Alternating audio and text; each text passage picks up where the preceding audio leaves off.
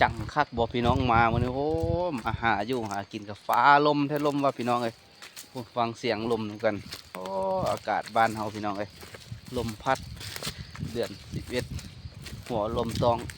เดือน12หัวลมเต้าพี่น้องเอ้ยลมพัดว้ายว้ายวุดวุดวิดวิดเกี่ยวเข้าเกี่ยวน้ำ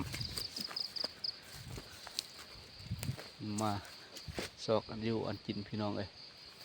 มาเอาต่อหัวเสือเห็นต่อหัวเสือหางหนึ่ง2 หางแล้วพี่น้องจะว่าเจียวหางเดียว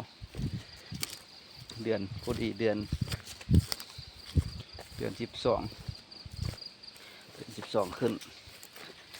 มันจะคำขึ้น6 ค่ำเดือน12ขึ้น6 ค่ำ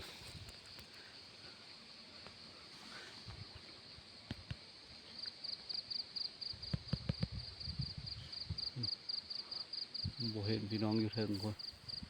เอาพี่น้องเห็นหรอ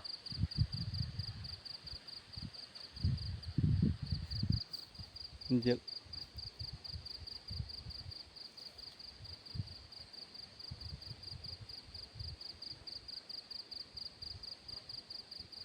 เห็นบ่พี่น้อง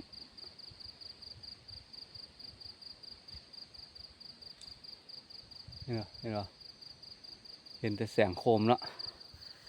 เห็นแต่แสงโคมเดี๋ยวเอากันพี่น้องเดี๋ยวจะถ่ายลงหันเบิ่งว่ามันสิมากบ่นี้นะเดี๋ยวเอากัน